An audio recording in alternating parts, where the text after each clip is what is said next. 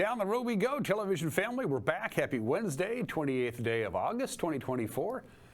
I'm Dan Kuntz, back to school for just about everybody now. Wenatchee back to school today. Wenatchee School District Eastmont's back to school. Moses Lake, Cashmere, Antioch, Quincy, Tenasket, Soap Lake, back to school, everybody. A little early this year because of when Labor Day falls. It's an early year for Labor Day. It's on Monday the 2nd, so it's back to school. Have fun, kids. Get smart, will you? We'll have a little back to school report, by the way, with the evening news tonight at 5 o'clock. Kind of a chilly morning. It's 50 degrees here in the big city. We start the transition now to sunny and warm weather. We had that cold air that came through yesterday, quite windy. We only got to 69. We'll be about 10 degrees warmer than that today. Very interesting weather phenomenon that we had yesterday.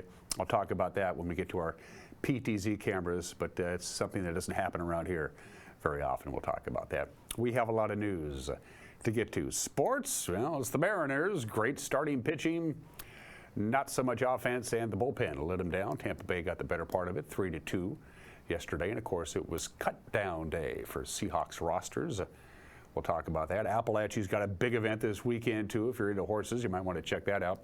And it is the first day of school. We wanted to redo the interview I did with Dr. Corey Callahar, the superintendent of the Wenatchee School District. All the local school districts are going through some changes, some financial challenges. Wenatchee is no exception, as you know. Corey Callahar will be my guest on this, the first day of school, for pretty much all the school districts if they haven't already gone to school already. 2 minutes after the hour, around the valley we go. And north central Washington for that matter. Here's what I'm talking about. Yesterday's high, 69 degrees, pretty much what was expected. That was about the forecast high, 69. But here's the strange part. We hit that 69 degree mark for the high temperature yesterday at 1 o'clock in the morning. 1 a.m. we got to 69. It dropped gradually and slowly down to the mid 50s. By the time the sun came up, and then it gradually warmed up, but it never got warmer than 69 again. So we topped off at 69 yesterday, and it was not the afternoon high. It was, in fact, at 1 o'clock in the morning. That does not happen very often. Good morning to the Wenatchee Valley. Camera number 2, I believe we're heading on up to Billy Goat, and there we go. They had a few high clouds there yesterday, not so much today. That camera is zoomed out about as far as it can be zoomed out. There's a beautiful Methow River. It's too bad we can't show you the Methow Valley. We can't take you up that direction towards Methow and Twisp and what have you, because that's where the tower is that the camera is on. So if we move the camera to your left, all you'd see is, well, nothing, because the camera's got to be sitting on something. And so unfortunately, we don't really get a chance to move the camera to the left and show you the Methow Valley because there's nothing to see. Well, there's lots to see. You just can't see it.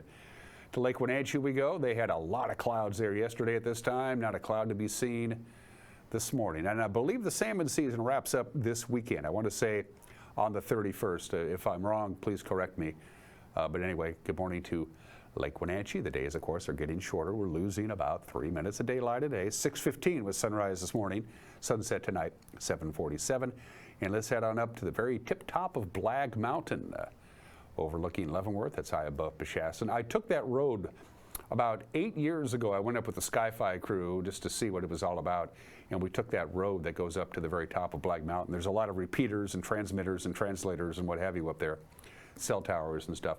It is one scary drive. A lot of switchbacks and a lot of places on that drive up to the top of Blag Mountain that if there's a car coming the other direction, something's got to give. Good morning to Blag Mountain, and we say good morning to Leavenworth as well. The Climate Prediction Center, the people who do the long-term forecast, sent us a couple of slides yesterday, and we're sending them to you. This is our 6 to 10 day temperature outlook. This is for next week.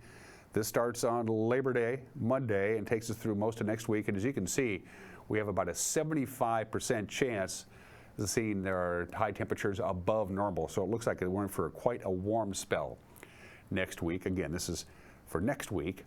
And then as far as the precipitation outlook, it's about a 60% chance of seeing above normal precipitation. We shall see. So 75% chance of seeing above normal temps, 60% chance of seeing above normal precipitation for the first week of September. And keep in mind, we still have 3 weeks of summer to go. And if you don't believe me, take a look at the forecast from the National Weather Service. 80 today, which is just a little bit below normal. Our normal high is 84. As the days get shorter, the normal high gradually goes down. 53 for the overnight low, sunshine, and 86. On Thursday, it's going to be warm and dry. There's a big upper level ridge that's working its way in now. By Friday, it will be here and well entrenched. So 93 Friday, 95 on Saturday, 98 on Sunday, 93 on Monday. We start cooling down a little bit on Tuesday, but starting tomorrow, Thursday, and lasting through the day after Labor Day, we're going to see temperatures not only above normal, but most often well above normal. So if you have outdoor, goofy off, end of summer plans for the big 3-day Labor Day weekend coming up, Mother Nature is saying, here you go, Wenatchee Valley. Enjoy. All right, that's the forecast. We're going to take a break. When we come back, we'll do your news on this Wednesday. You're watching Wake Up Wenatchee Valley on the NCW Life channel.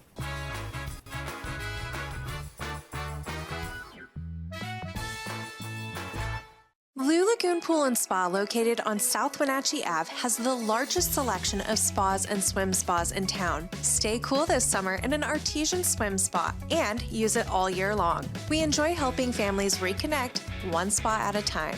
Hot tubs are proven to improve sleep and decrease arthritis pain. Our passion is water, so please bring us a water sample, and we will help you diagnose your pool or spa water for free. Blue Lagoon Pool and Spa, your pool and spa experts.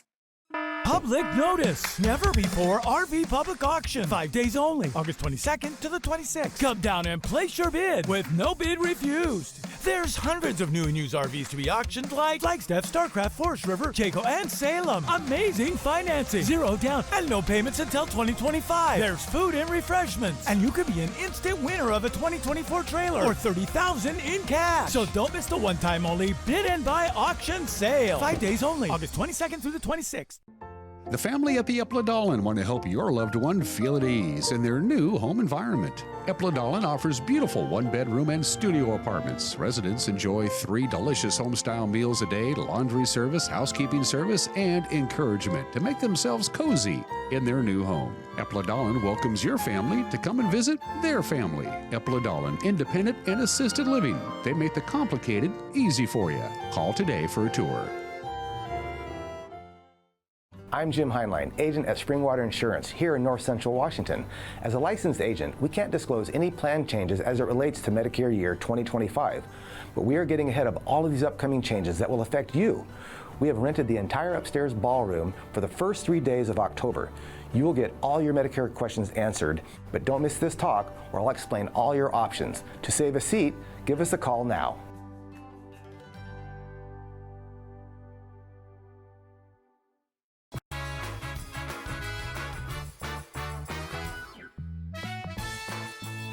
Not a cloud to be had. We're at 52 degrees. We'll be about 80 today, mid-80s by the time we get to Thursday. Into the 90s we go, just in time for the Labor Day weekend, but lots and lots of sunshine. It's just about 9 minutes after the hour. A Chelan County judge has finalized the last penalty in a $1.5 million legal judgment against Thad Lawson. He's the former veterans charity operator who sexually harassed and assaulted women who worked at or visited his thrift shop. Back in June, you might remember, a jury found Lawson and his charity liable for a pattern of harassment and retaliation at the Veterans Warehouse thrift stores in Wenatchee and in Kennewick, which were operated by Lawson's nonprofit agency. In addition to damages to 12 victims ranging from $20,000 to $275,000, Lawson and his charity must pay more than $655,000 to the Washington Attorney General's office, which brought the case on behalf of the victims. Still pending is an order that would bar Lawson from supervising female employees in the future. He is appealing the jury's verdict.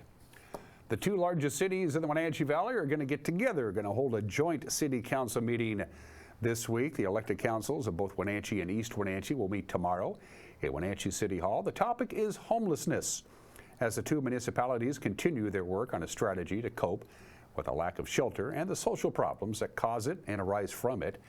The cities and their partner agencies have collaborated to offer a number of shelter and counseling services to those living without housing.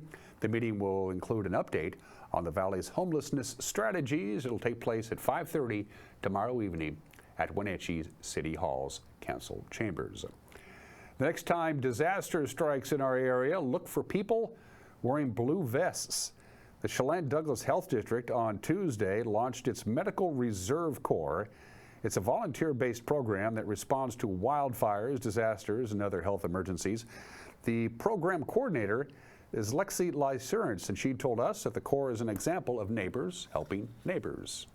The Medical Reserve Corps is both medical and non-medical volunteers coming forward out of our communities, because if there is an accident, injury, or disaster, it's really neighbor helping neighbor.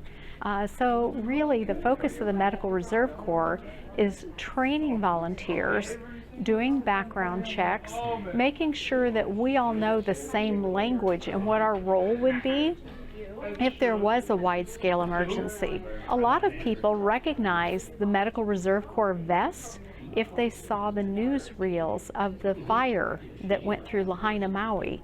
It's Medical Reserve Corps that's helping rebuild that community. There are over 800 different medical corps across the U.S., so we're happy to join those ranks. So the Medical Reserve Corps receives training in what is language that we would use in a disaster. So you've seen on television, sometimes they have those officials that stand up and they might say an incident commander or logistics. So we learn what those vests mean and what those functions of those positions are. We also do vulnerability assessments for our own community. So we know, living in this area, things that we experience here are wildfires and flash floods.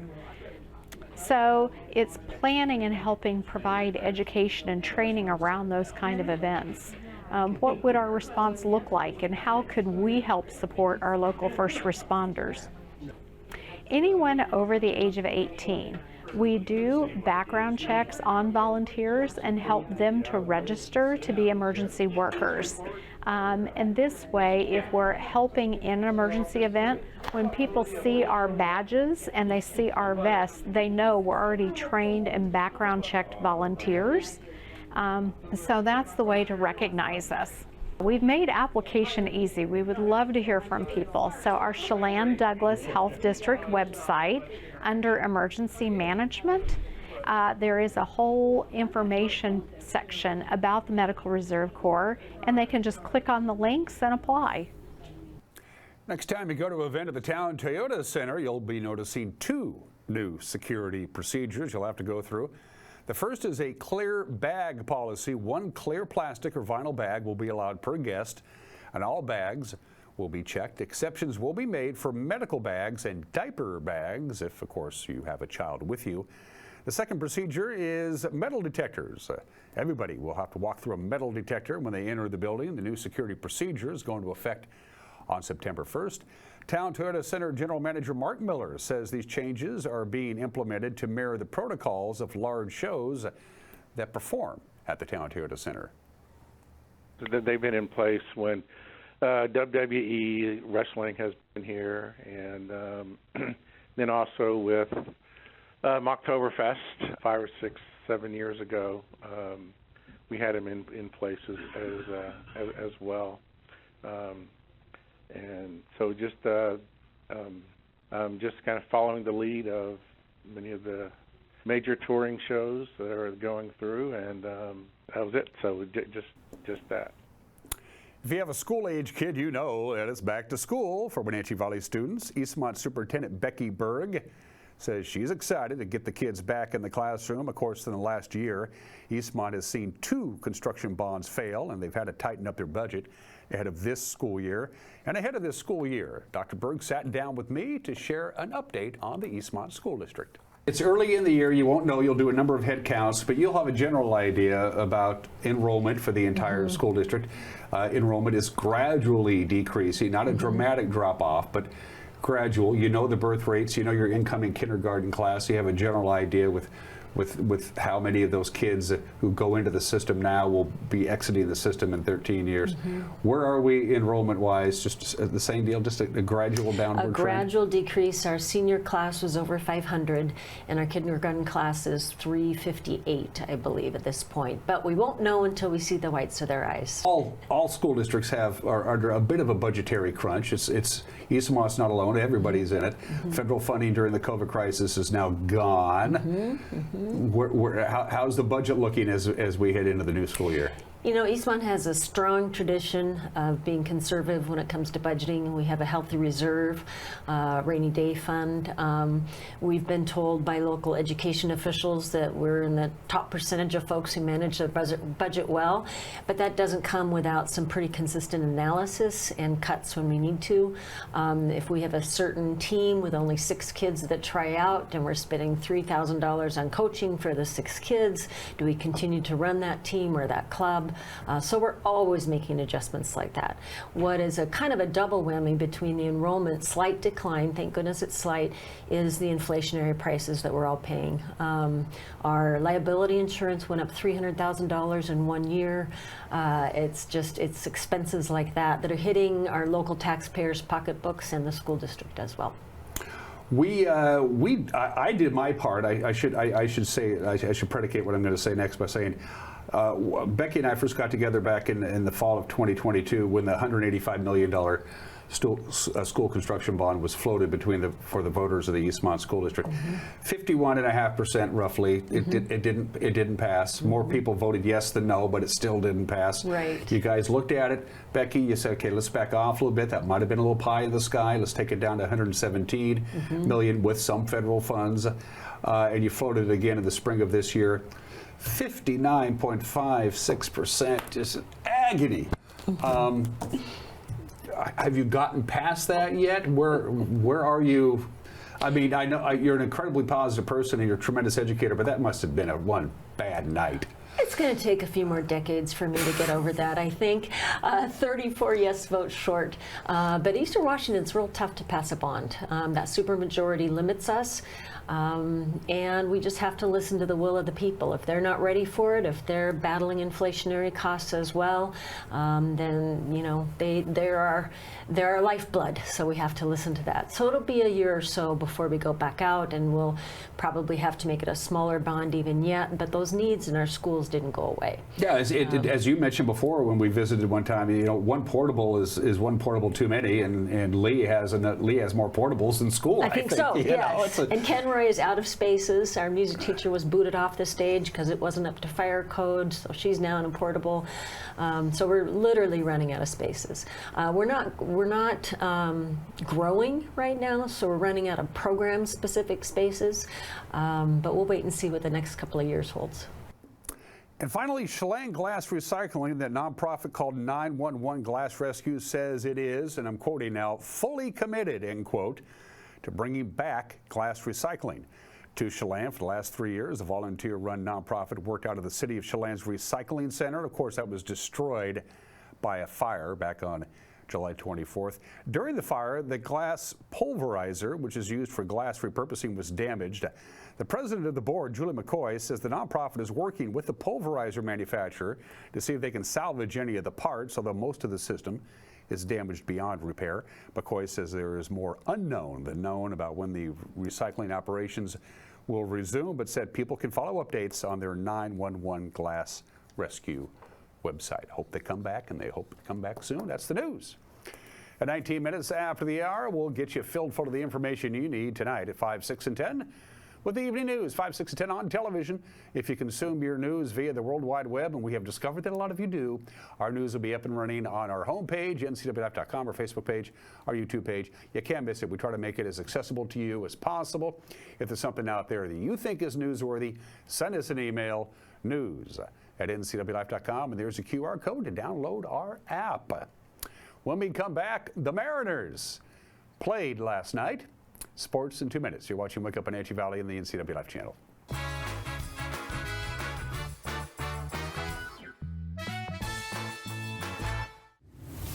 Want to stay up to date on the latest news in the area? Tired of paying for your news? Download the NCW Life app now. No subscriptions necessary. Get news, weather, sports, and more live as it happens. Available for iPhone and Android in the App Store. Local news at your fingertips. Don't miss the stories that matter to you. Stay connected. Download the NCW Life app now. Global Car Care has the best customer service in the Valley. From the moment you walk in the door, their goal is to help you stay on the road, so you can keep doing what's important to you.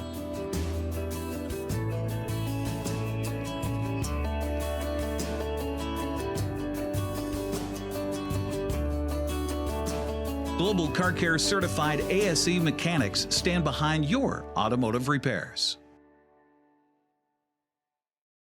When you buy tires at Les Schwab, you're getting more than just tires. You're getting America's best tire warranty, 60-day satisfaction guarantee, no hassle road hazard protection, and free maintenance for the life of your tires. So if something happens to your tire on the road, we'll fix it, or we'll replace it, no questions asked. Other places make you pay extra for that kind of protection, but at Les Schwab, it's included with every set of tires, because more warranty means less worry, and nobody stands by their tires like Les Schwab. Get more from less.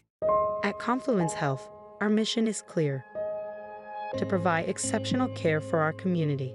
We believe in healthcare that's personal and local, because we're just like you, members of this great community. We are Confluence. Local care by and for our community. Local care by and for our community. Local care by and for our community. We are Confluence.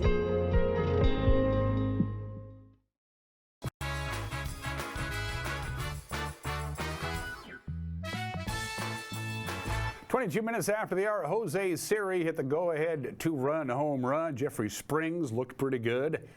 Unfortunately, he pitches for Tampa Bay. The Rays beat the Mariners 3-2 last night at T-Mobile Park. Logan Gilbert was solid. The bullpen was not. Strike three. Double play. Strike him out, throw him out, and two men gone. Well, that didn't take long. Pulled the plug on the Mariners.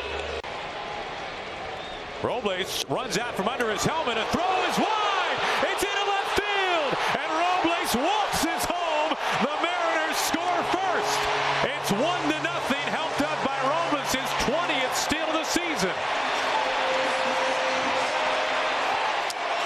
Now when he swapped second, we talked about what that energy can do. Look at a false start. A drive to center with Rodriguez heading back. And Siri's done it again. A two-run homer. And the Rays take a 2-1 lead.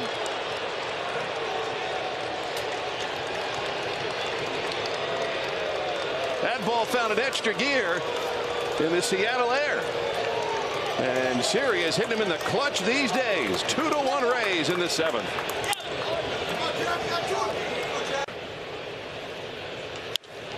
That's hit well into left.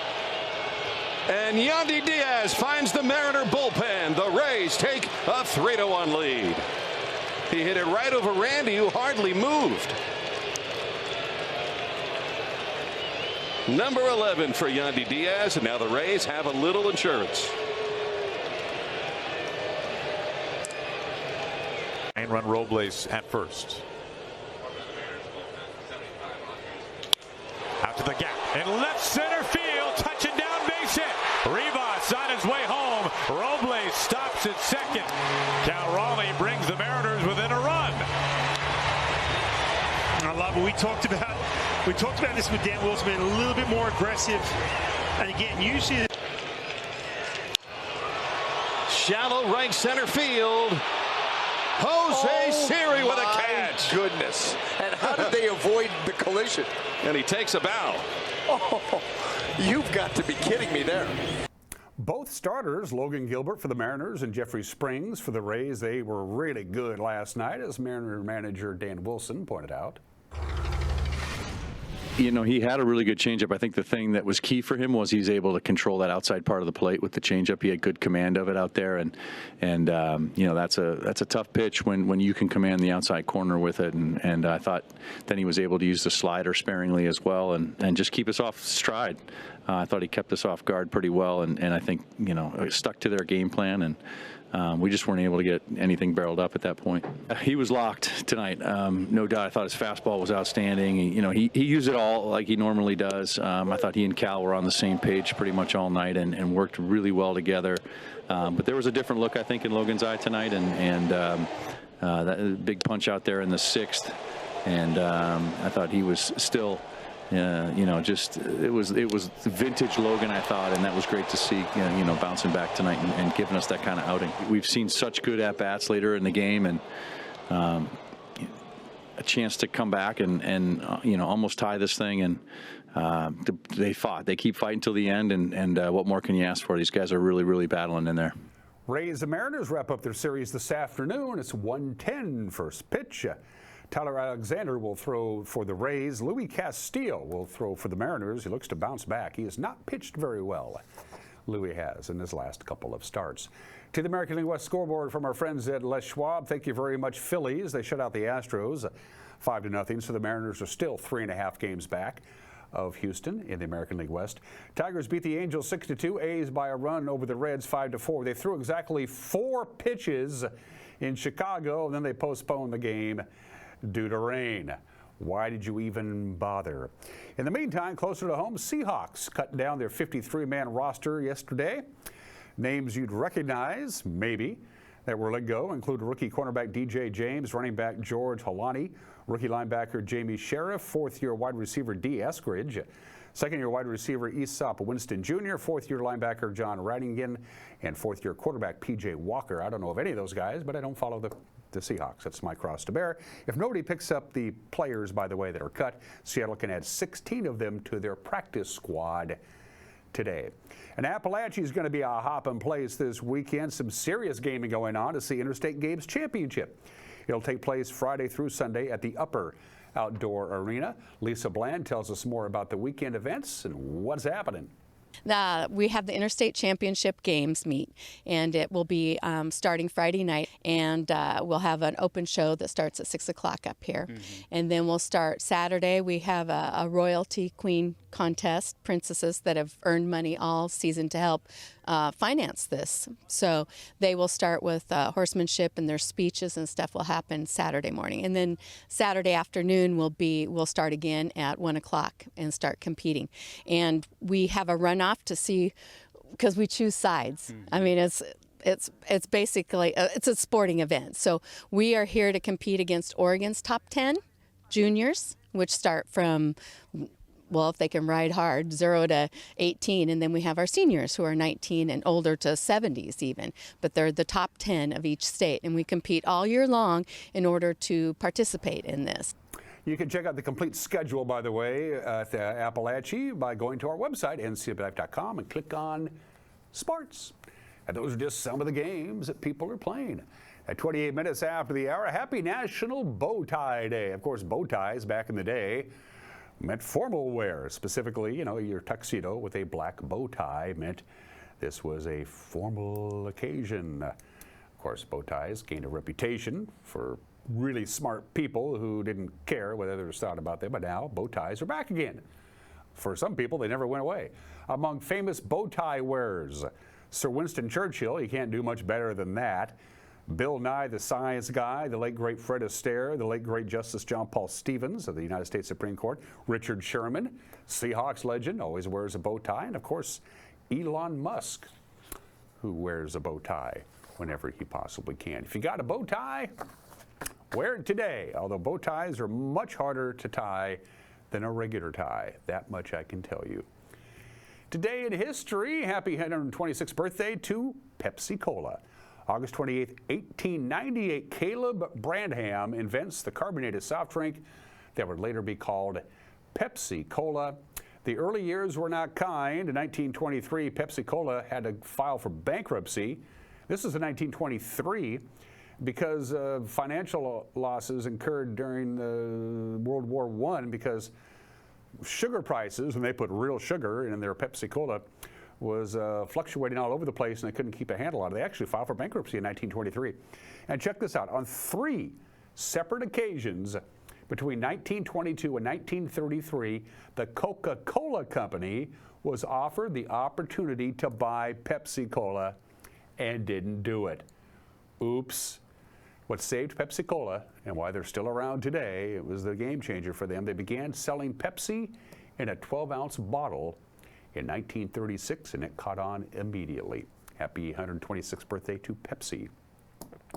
Entirely different note. 69 years ago today, Emmett Till, 14 years old, is lynched and subsequently murdered by Roy Bryant and J.W. Milan after allegedly whistling at Bryant's wife in a drugstore in Money, Mississippi. This is Money, Mississippi.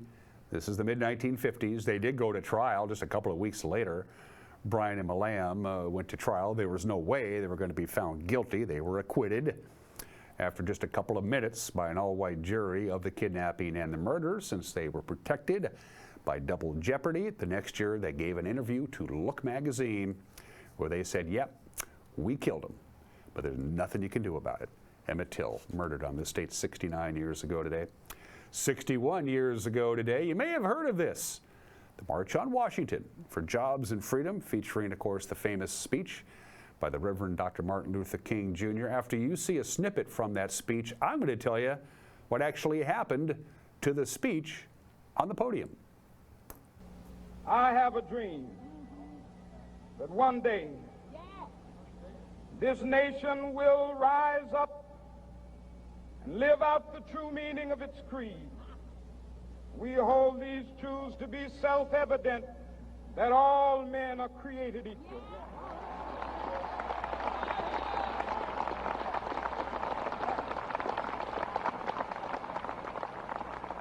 I have a dream that one day on the red hills of Georgia, the sons of former slaves and the sons of former slave owners will be able to sit down together at the table of brotherhood. I have a dream that one day, even the state of Mississippi, a state sweltering with the heat of injustice, sweltering with the heat of oppression, will be transformed into an oasis of freedom and justice. I have a dream that my 4 little children will one day live in a nation where they will not be judged by the color of their skin, but by the content of their character. I have a dream today.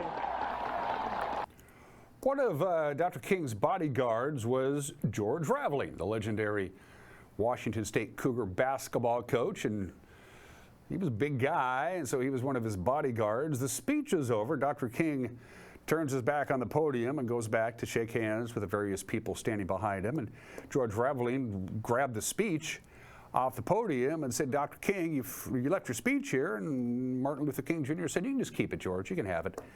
And he kept it. He was offered, as you might imagine, millions of dollars. It's the only copy of the speech that existed.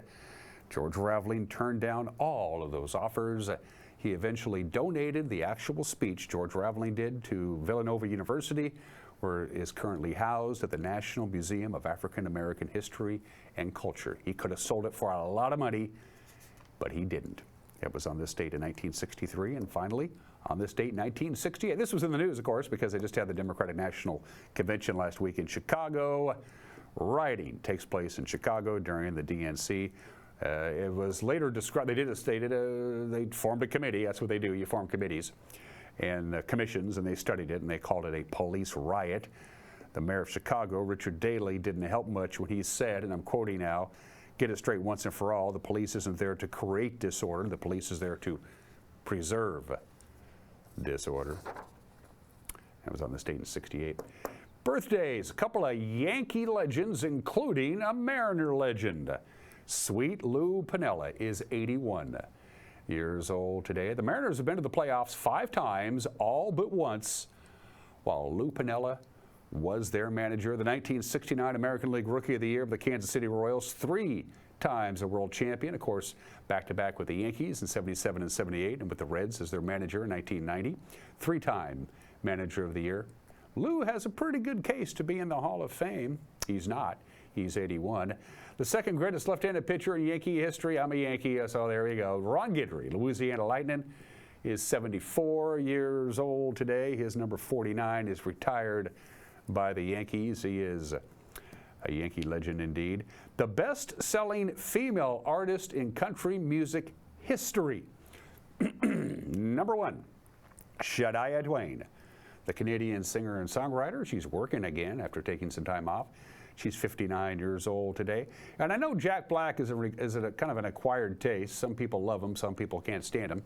One way or the other, he's 55 years old today, and somebody should probably tell Jack that today is his birthday.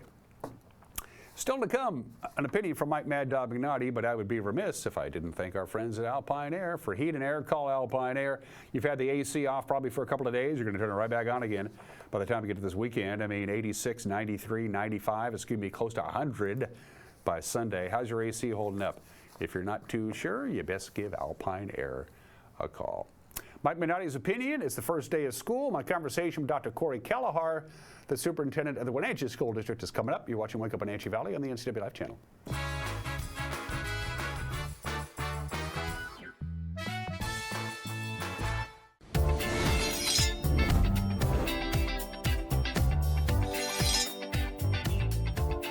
I'm Jen Mueller. Watch for my show, I Cook, You Measure on NCW Life. It's part cooking instruction, part entertainment, and all about connecting over food and wine with your favorite Northwest athletes. Watch I Cook, You Measure with Jen Mueller Mondays at 1, Wednesdays at 2, Fridays at 11 a.m., and Saturday and Sundays at 10:30 p.m. right here on the NCW Life channel. Are you hungry enough to eat the end out of a rhinoceros?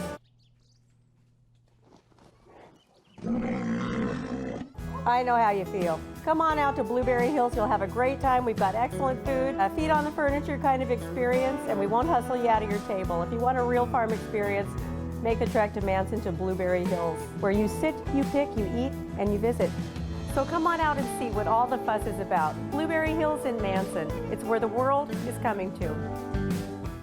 There's no place like home, because home is where we're totally comfortable. It's where we can be ourselves and let our guards down. It's where we make memories, and we're always imagining new ways to keep it totally comfortable. Carrier, total comfort, totally happy. Turn to the experts, Carrier and Alpine Air. Heat and air, call Alpine Air.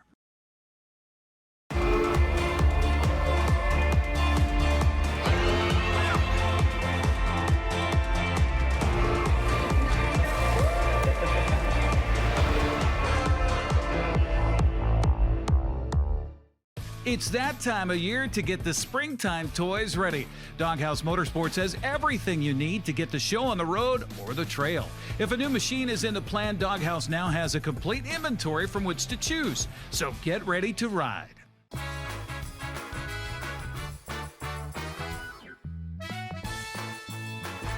Hey, this is Mike Mad Dog McNaughty, and everybody is entitled to my opinion. Now, I'm not much of a fan of liberal or progressive politics. I'm really not.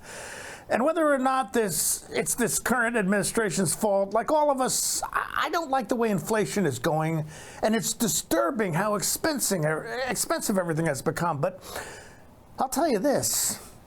I will not sell my soul and vote for a morally corrupt individual for president just because I want lower gas prices. This is Mike Mad Dog McNaughty, and that's my opinion.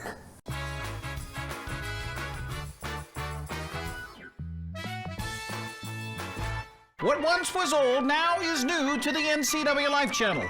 Tune in for Bonanza, Superman, The Andy Griffith Show, The Beverly Hillbillies, The Invisible Man, The Lone Ranger, and The Lucy Show. Check your program guide for classic programming on NCW Life channel, your local TV station. Highlander Golf Course and Grill, located in East Wenatchee, offers terrific views and challenging play for golfers at every skill level. From the golf course to the grill, you don't need to be a member to dine in style and play golf too. Highlander's well-groomed fairways and greens keep it difficult, yet friendly for your regular rounds of golf or a new destination for you and your out-of-town friends. Contact the Highlander Pro Shop today to schedule your tee time, outing, or tournament. Open 7 days a week, where everyone is welcome to play and eat. Imagine a science project being done on the kitchen table. Feel the excitement on Christmas morning as the kids race down the stairs to form memories that cannot be erased. Listen for the laughter coming from the next room. Put your family in a new home to make these visions become reality with Coldwell Banker Cascade. Use the Move Meter entering 2 cities and see how a potential move scores based on the cost of living and other factors. Make your dream place a reality with Coldwell Banker Cascade today. When you've been in business for 40 years, it's because you understand change and you put members first, always. Now Works is announcing a change in their membership model. Up to 6 people on 1 membership that you can mix and match. The more people, the bigger the discounts. Introducing the Works shared membership model. 1 membership, friends and family and flexibility. Works, the cleanest, friendliest, most helpful gyms you and your friends will ever join.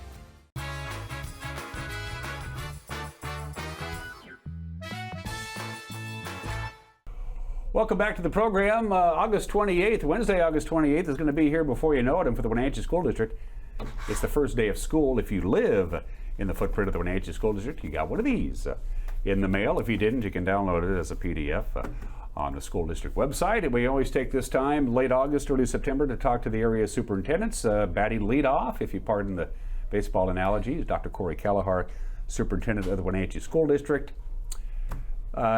First of all, it's good to see you. Yeah, nice to see you. Thanks for having me. Welcome back. August 28th is almost upon us. Absolutely. You have some downtime in the world of administration in July, but you're not working altogether. It's always there in your job with 900 employees and 6,800 students. It never really goes away. You're really never on vacation.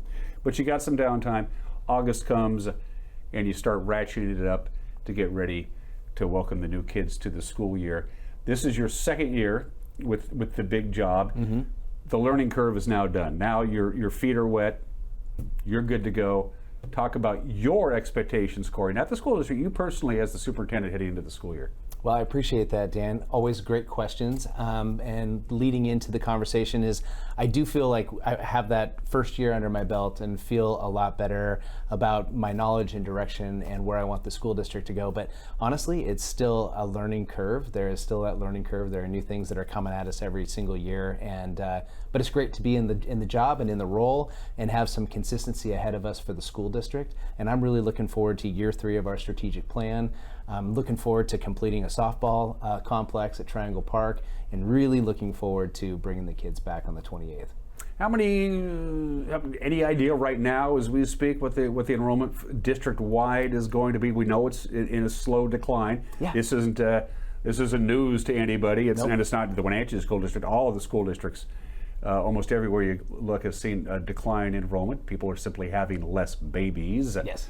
Is the essential cause of it. There's other socioeconomic as well. Any idea what the enrollment's going to be? Yeah, last year we landed or ended our year with 6,740 students for 23-24. We're projecting a 200 to 225 student decrease. One based on the birth rates, as you had shared, but other based on graduating classes that are larger than what we currently have in our system.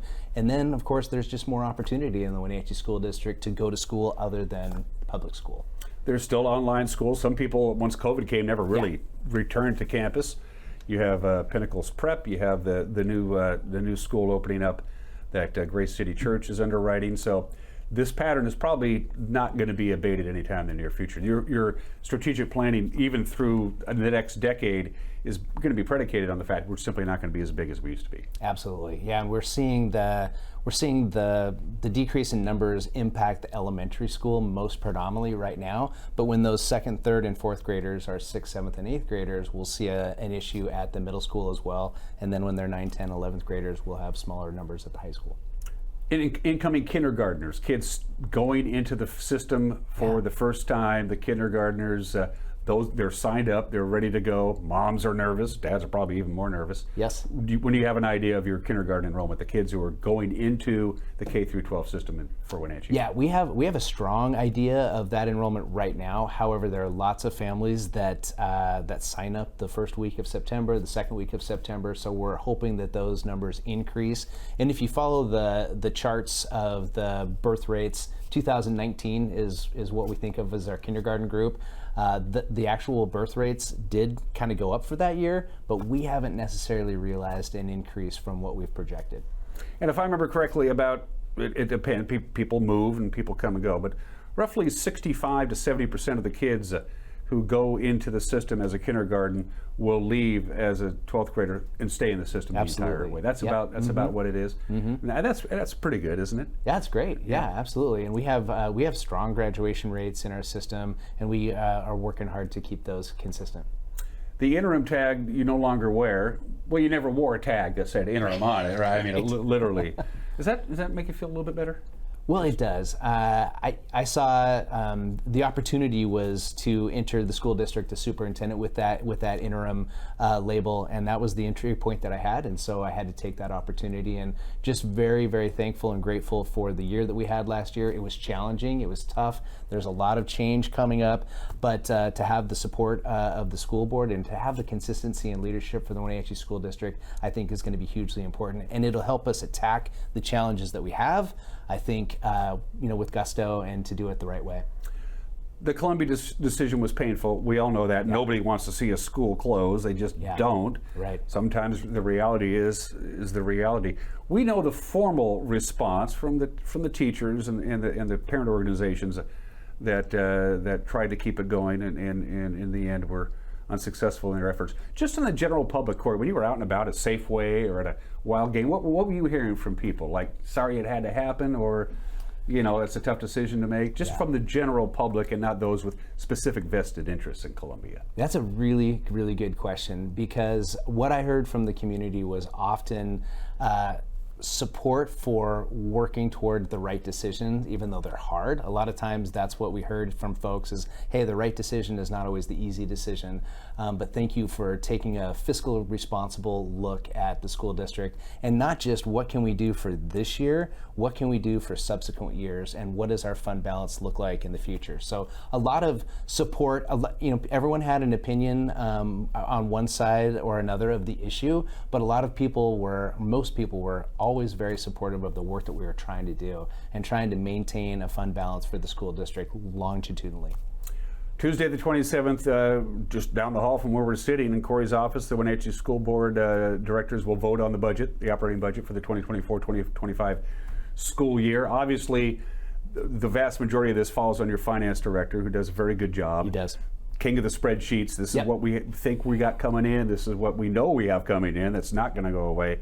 Expenditures, all that, and then they vote. But there's a lot of flexibility in this. This isn't this isn't a box that you're dealing with. It's Absolutely. It's more of a balloon, right? Talk about the budget process. It is, and the budget process, as I've shared with just recently shared with our administrators, it's a living, breathing thing. And what we have as our projections right now are the most conservative projections that we could possibly have. Looking at, and unfortunately you have to look at this, what are the worst case scenarios? What happens if inflation is maximized throughout this school year? What happens if our material supplies and operating costs are at the most extreme they ever are? What happens if we do lose 225 students? So we have to factor those in, and Sean and his finance team do a great job of spending a lot of time forecasting what the landscape looks like in years to come without knowing that. So the first milestone that we have will be October 1st count. So we count our students every single day of September just to make sure we know who's here and what that looks like, because every student means dollars from the state. But October 1st is when we usually have the largest count of our school year, and everyone's usually in a seat, and we can really kind of predict that. And then the other milestones are when we close the books for the 23-24 school year and can actually see how we did that year. Did we beat the budget? Do we have some deficits that we need to take care of? And then we pay very close attention to the legislative session, which starts in January, and this year it's a long session, so it goes until April. But those legislators always make decisions that will impact our budget, not only this school year, but the subsequent school years as well. And you're going to have new challenges, legislatively speaking, because you advocate for your school district with our state representatives and our state senator. It would be the 12th district. You would have 2 state representatives and a state senator, and that would be the people who you would lobby with, who would then subsequently lobby Olympia as a whole. Now we're all districted up, when the federal judge is rolled in, and now the Wenatchee School District, from a geographical standpoint, could very well have 3 senators and 6 members of the House. And is that something that concerns you, that you might not be able to advocate just with these 3 people, as opposed now I got to deal with all of these other lawmakers and they may not care?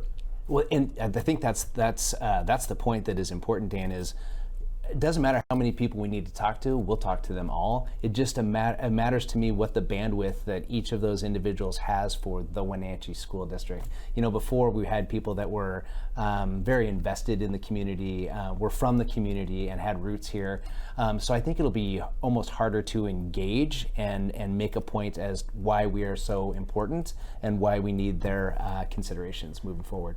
Birth rates may be down, but people are still moving to the Wenatchee Valley. Wenatchee itself is growing. Yes. East Wenatchee is exploding in population. That is not going to change, even though enrollment is down. When people say, I got a job offer, Confluence Health, PUD, something, we're going to move to Wenatchee and we're going to put down roots, one of the first things the parent looks at is schools. Absolutely. Is schools. What's the school system like? Is my kid going to get a decent education? Yep. Is that an easy sell or a hard sell for the superintendent when the parents start doing their homework about where their kids may go to school if in fact they decide to move to North Central Washington? Right. That's a great question, Dan. I think there's lots of considerations in that. I mean, I hope what we're presenting of our school district, and I know what we're presenting is our best foot forward.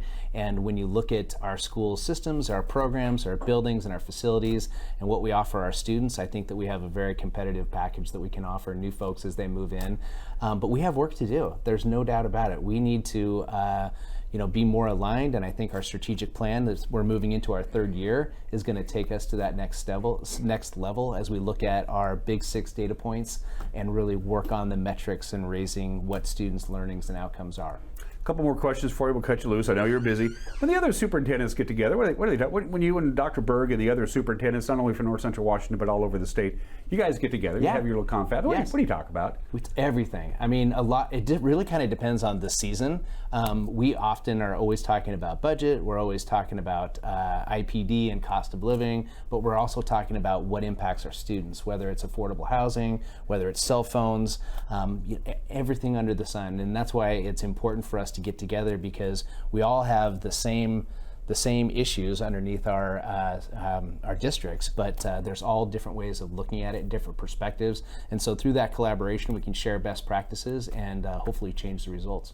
You started as an educator, got into administration, now you're the superintendent. That's usually the way it works in the world of professional education. Do you miss the classroom? I mean, we know Lance Noel just missed it so much he had to drop his principal's job and go back to teach. Yes. Just because he missed it. Yes. And that was the only reason. He just wanted to be back every day into school with the classroom. Do you miss that? Do you occasionally, I know you get out of the office and go to all the schools, but do you miss the one-on-one that you get with the students? Because you're, as the superintendent, really interacting on a daily basis more with your staff and your professionals and your teachers and not so much with the students. Right.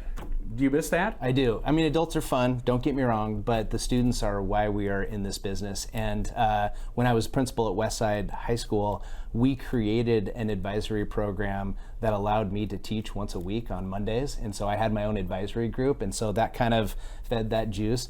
Now I have the Superintendent's Advisory Council, so I do get to work with students and I do get to teach and get to work in that capacity. So I'm fulfilling those needs.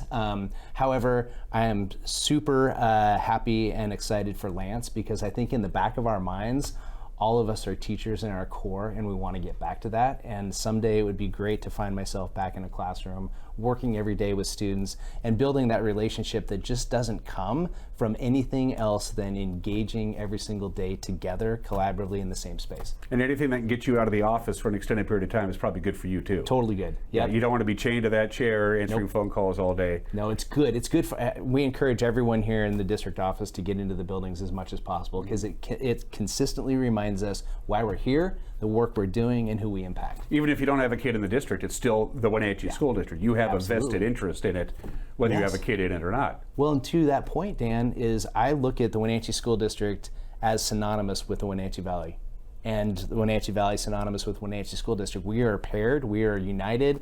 Whether your students go to the school or whether they play soccer on our fields or they're in the Apple Bowl or wherever, we're one, and it's a great place to be. You ever have any days where you go, what the hell did I get myself into?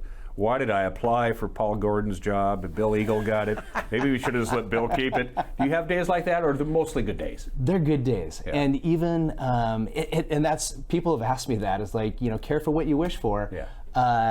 But no, it's fantastic. There are days I go home and the challenges are real, and we take that home with us. But there's never a day that I don't wake up and am very grateful and blessed to be where I am. Dr. Corey Callahar is the superintendent of the Wenatchee School District. They are very good communicators, and I mean top flight communicators. You send them an email, you make a phone call, they will respond. And best of luck on the school year. Looking forward to seeing you out and about at all the athletic events that we'll be covering. If you want to get together and do the show again, you're more than welcome to do so. I love it. Thanks for the invite, Best Dan, of luck, Corey, and have a great school year. All right, thank you. All right. You're watching Wake Up Wenatchee Valley. We'll be right back.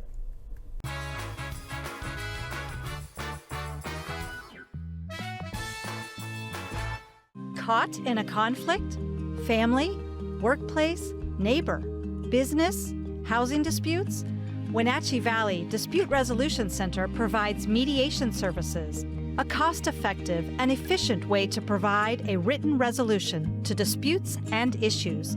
Plus, we offer mediation training and community education on conflict resolution and communication skills.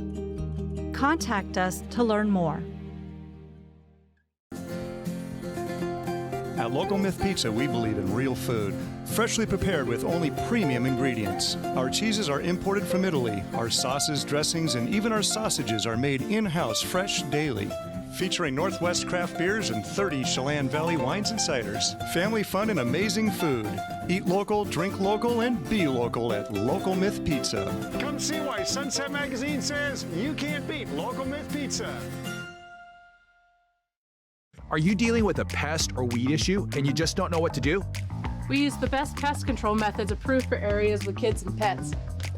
Whether it's rats, mice, ants, or spiders, or something else altogether, we provide the coaching and solutions you're looking for. And you can know that your dollars are supporting a local, family-owned and operated business. Allow us to help you get back to living healthy and pest-free. Harvest Valley Pest Control. Most of us are in touch with the internet in one way or another all day long. A fast, secure connection matters. It keeps us entertained, informed, and in touch. LocalTel cares about your connection. We know strong, reliable internet with your choice of speed makes life better.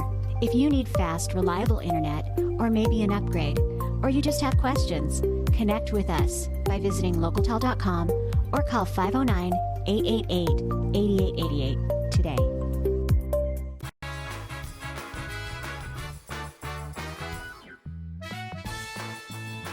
Happy first day of school to all of you kids out there who are going to school. And it is a little chilly. It's 54 degrees. Of course, we had that cold front that came in yesterday, ushered in that cold air. It's going to be hanging around today. We're going to see below normal temperatures. And then we start a significant warming trend. We'll be pushing 100 degrees by Sunday of this holiday weekend. But first, we have a couple of slides from the Climate Prediction Center we showed you at the start of the show. We're going to revamp it one more time. This is your 6 to 10 day temperature outlook for next week, for September 2nd through the 6th, as we say goodbye to August and welcome September. And here in the Pacific Northwest and the Wenatchee Valley, we have about a 75% chance of seeing our temperatures above normal, and we have about a 60% chance of seeing our precipitation above normal. So it's going to be warm. It's going to be extremely warm in Montana and the Idaho Panhandle and into our area, but maybe a little wetter than normal as well. But it looks like we're off to a warm start as the days are getting shorter, and we got Labor Day coming up this weekend. And boy, Mother Nature's given us a great forecast. 80 today, that's a little below normal, but we'll take it. Lots of sunshine, bountiful sunshine. That ridge of high pressure will begin to build up throughout the course of the day today. It'll be here on Thursday. It's not going anywhere. We'll top off at 86, so that's our first above normal temperature reading on Thursday. And then Friday up to 93, Saturday 95. Overnight lows will be very mild indeed. Sunday 98. Could be our last real big heat wave of the summer, and it's been a pretty hot one. And then 93, then we cool down on Tuesday. All right, that's it for us. Have yourself a great and safe Wednesday. We will see you tomorrow. Take care. Bye-bye.